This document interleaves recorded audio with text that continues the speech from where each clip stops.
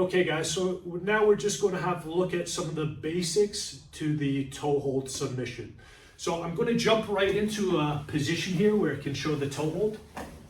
So essentially with the toe hold, what I'm trying to achieve, I'm trying to take Nick's toes like so and bend them towards his backside, which is going to put a load of pressure on the ankle, forcing the tap.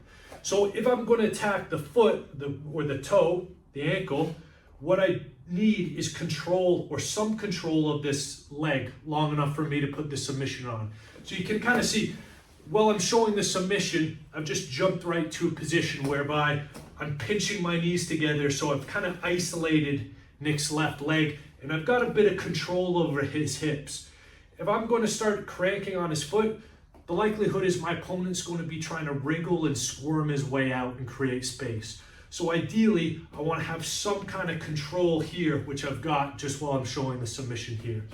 So I'm pinching my knees. I've got this foot open and exposed and accessible for the toe hold. So in relation to the submission itself, what I'm going to try to do is I want to get a figure 4 grip on Nick's feet here. But what I do, I don't try grabbing the heel. I want to go as far down the lever as possible. So here, I'm actually got an open palm and I'm grabbing right at the end of the lever, like I'm shaking his foot. So my palm of my hand is actually covering, as the name suggests, his toes.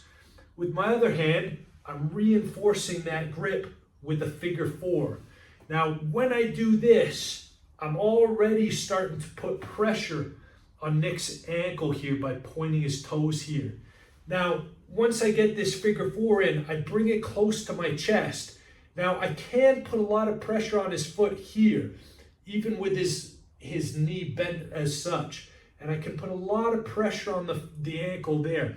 But ideally, what I want to do is I want to try to take his toes and point them right up towards his head. So I'm taking his body here and I'm going to go down on my shoulder on this one and I'm going to drive this in and keep pushing until I get the submission. So I want to be nice and tight here, and I can stay on my elbow on this occasion, and I'm driving in here until I get the tap. So again, first hand, low down on the toes. Second hand, reinforce that figure 4 grip, and then bend that foot up towards his backside. Puts a load of pressure on this ankle. If he doesn't tap, eventually that ankle is going to pop out. So be really careful with this one when you're training it. Ideally, you want to have enough control where you don't have to just completely crank that toe. You should have enough control while training to slowly apply that submission on your partner.